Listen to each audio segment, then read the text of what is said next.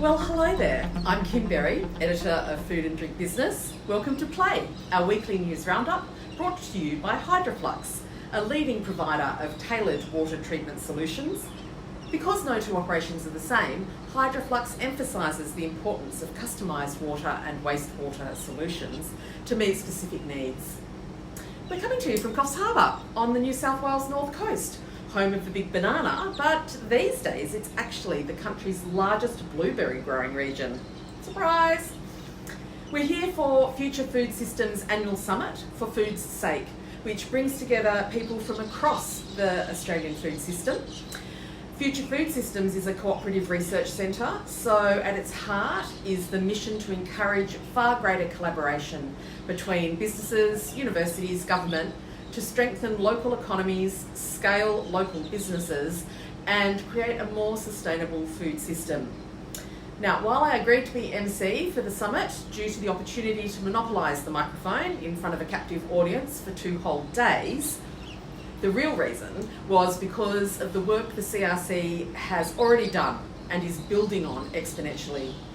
The team is passionate and skilled and determined to foster the environment for these collaborations and advancements, but also ensuring it is adopted, endorsed and driven by the local industry, not by the CRC. The summit explores everything from the circular economy and sustainability to automation and food security. Now, I know I told you last week that you had until today, but we've extended the deadline for the HIVE Awards to Monday, the 3rd of March.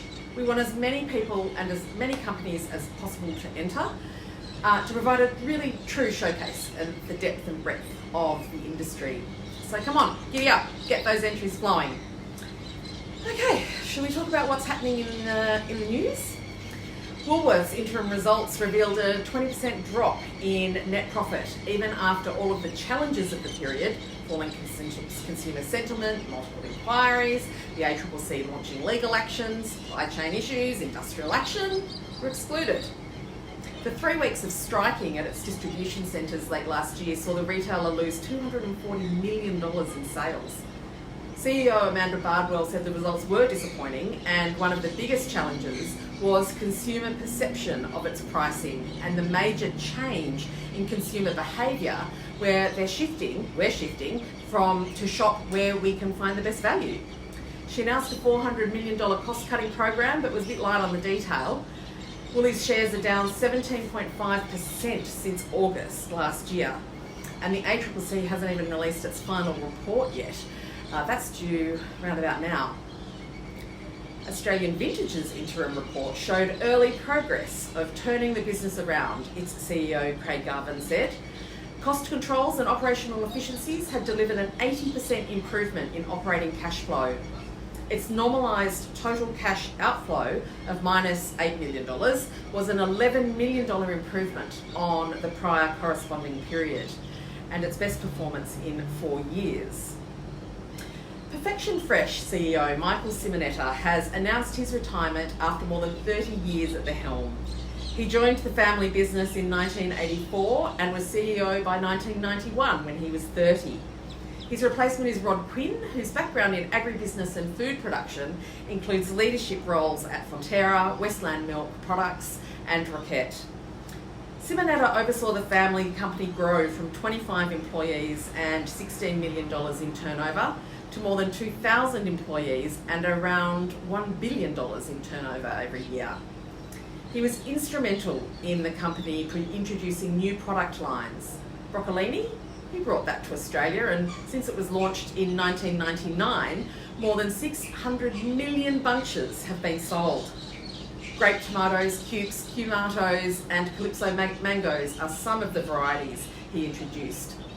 Perfection Fresh Chair Dave Chen said Simonetta had transformed the company and will leave a lasting legacy that will shape the future of the Australian produce industry.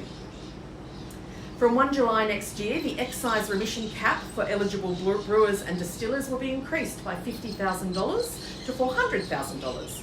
The wine equalisation tax producer will also be included in that. Prime Minister made the announcement over the weekend and said around 1,500 brewers and distillers and around 3,000 wine producers currently access the two tax schemes. He added that Australia would also be providing additional support to help grow exports in markets in high priority overseas markets. Arnotts has opened a new factory in Melbourne to house its better for you cereal and snacks business, Good Food Partners. It's one of Australia's largest producers of branded and private label cereals and muesli, nutritional snacks and bars, and it includes Freedom Cereals, Messy Monkeys, Sunsol, Heritage Mill and Sam's Pantry.